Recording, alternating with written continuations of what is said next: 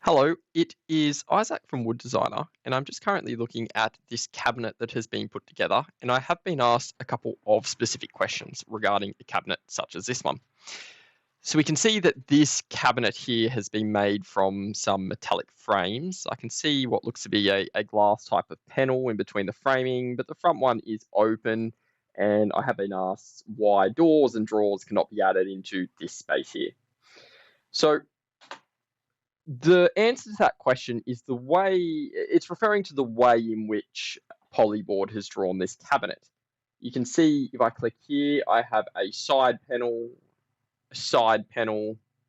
a back panel, and an additional side panel here. So when this cabinet was drawn, it would have been drawn as a free shape. The shape would have been drawn, and this front area would have been selected as a side type. So instead of doing it like that, my recommendation would just be to draw a generic cabinet. Let me put a quick one together, something like this. And then all of our details can be added, but we want to keep this front area as a front. So the way this was put together, if I was to, there's no structure on there. Let me select this side. Copy and paste that structure.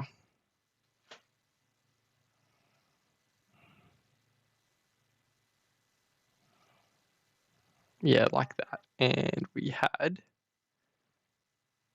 miter joints. Now, this is a very quick and rough example, of course. I'm doing this reasonably quickly. So the way I put the cabinet together isn't exactly like this one at the moment.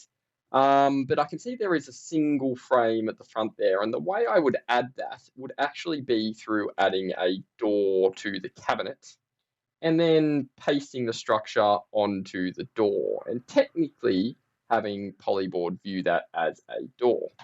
Now let me do that a little bit better by copying this side panel. Yeah, like that. Now, because this is a door, PolyBoard's no longer referring to this as a side, and technically there's an open area. So that's going to allow me to add some drawers within that space. And they will be built-in drawers. I won't be able to mount them on the glass, of course, but I could start to add drawers internal to that with whatever your plan is for mounting those.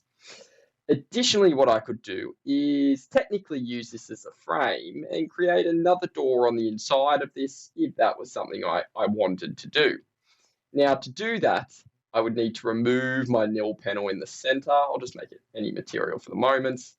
And then what I would do is create an assembly with that internal part. I'll just do it as a structure like this.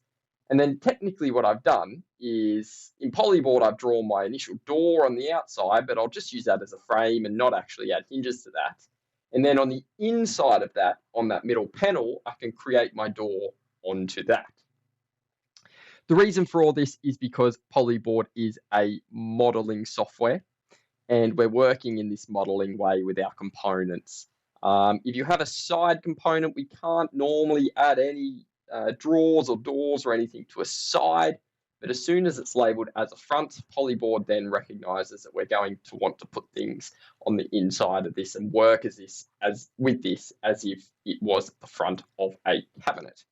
So I would manipulate a little bit in this type of way. Like I said, this initial cabinet, I would not use this as a side, rather change that to a front type, and you would just need to consider how you're putting this together.